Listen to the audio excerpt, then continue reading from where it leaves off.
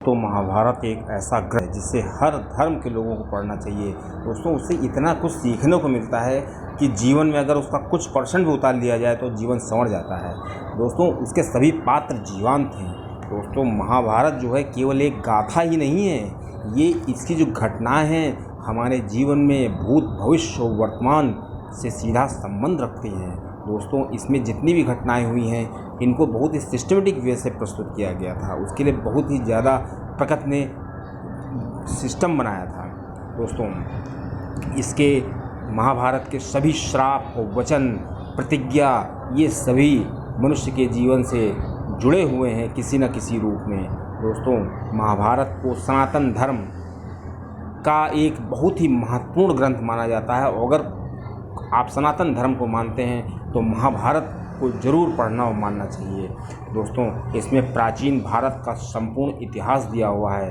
दोस्तों इसे सनातन धर्म का एक बहुत ही मजबूत स्तंभ कहा जा सकता है। दोस्तों श्री वेद व्यास जी ने श्री गणेश जी की हेल्प से महाभारत की रचना की थी।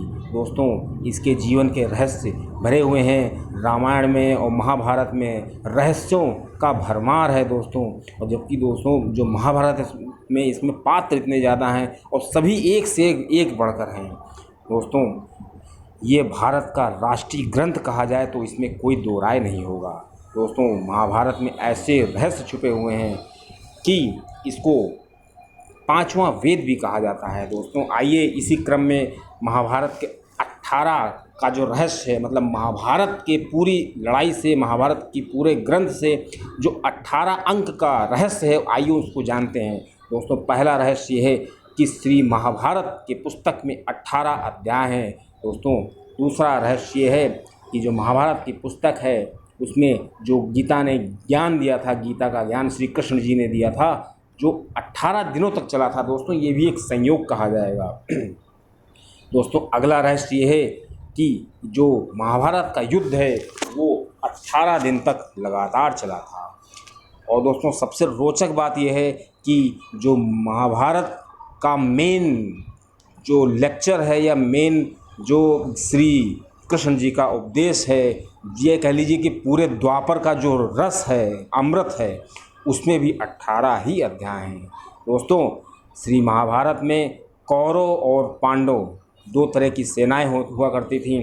दोनों के पास अपनी सेनाएं थीं, तो दोनों के पक्षों के पास कुल 18 अक्षौड़ी सेनाएं थीं, जहां कौरवों के पास 11 अक्षौड़ी और पांडवों के पास 7 अक्षौड़ी। दोस्तों इसमें भी 18 अंक आ गया।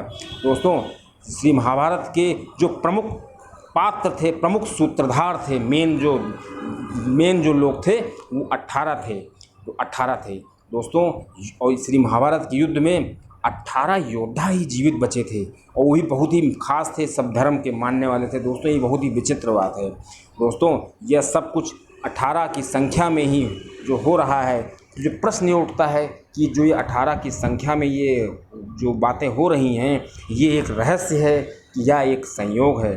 दोस्तों ये ऐसा सवाल है कि महाभारत में जो 18 अंक इतनी बार क्यों आया और जो महत्वपूर्ण घटनाएं थी उनका संयोग 18 अंक से ही।